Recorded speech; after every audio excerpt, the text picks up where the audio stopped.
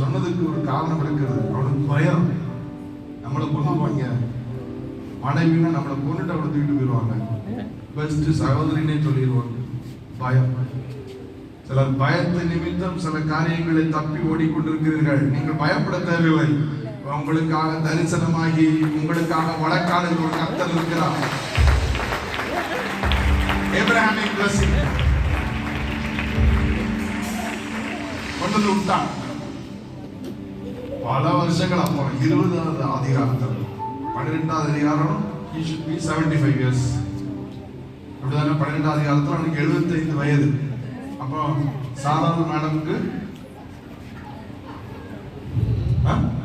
65 வயசு. 65 வயசுல தூக்கிட்டு போயிருக்காங்க. 65 வயது சகோதரிகள்,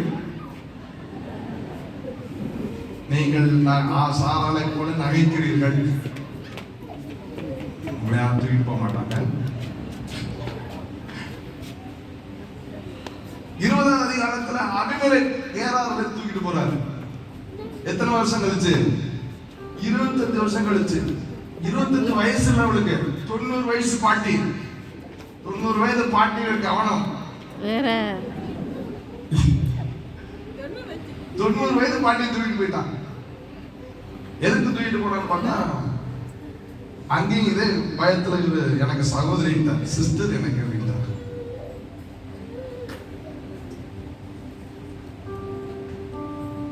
இப்பயும் அந்த ட்ரெண்ட் இருக்கு நினைக்கிறேன். காலேஜ்ல யாரை கேட்டாலும் இந்த சிஸ்டர் தராங்க. வாலிப பிள்ளைகள் ஜாக்கிரதை. இந்த சிஸ்டர் கதையெல்லாம் இருக்கக்கூடாது. புரிந்தவர்களுக்கு புரியட்டும், புரியாத பெற்றோருக்கு கர்த்தருடைய ஆசீர்வதிப்பாராக. சிஸ்டர் பிரதர்னா வீட்டுக்கு கூட்டு வந்தா அனுமதிக்காதீங்க. கவனிங்க. சிஸ்டர் தூக்கிட்டு போயிட்டாங்க. சிஸ்டர் சொன்னது யாரு?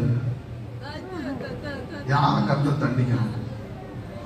இந்த 23 நீங்கள் கவனித்து பாருங்க. 22:3-7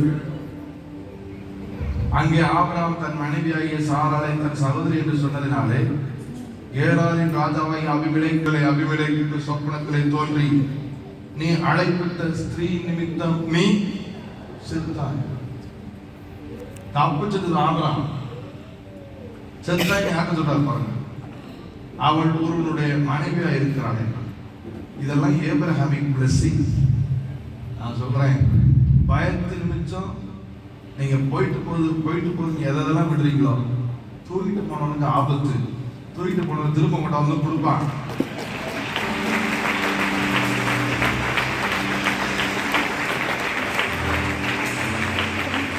நீங்க வேணா ஒருவேளை எனக்கு பயமா இருப்பது, அவன் போய் எழுதி போட்டாங்க, போய் சண்டை போட்டு பேசி நமக்கு அதெல்லாம் செட் ஆகாது, நமக்காக நம்ம பசாம இருப்போம், நம்ம விட்டுருவோம், வாங்கி தூக்கிட்டு போறாங்க. நீங்க எதெல்லாம் விட்டு கொடுக்கீங்களோ அதெல்லாம் திரும்ப தேடி வரும்.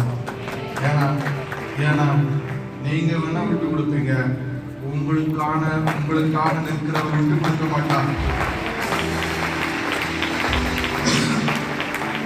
அவர் உங்களுக்காக வழக்காடுகளோடு வழக்காடி உங்கள் பிள்ளைகளை மீட்டுக் கொண்டு வருகிறார். கைகளை கட்டி தேவனை கைகள் கொடுத்துட்டு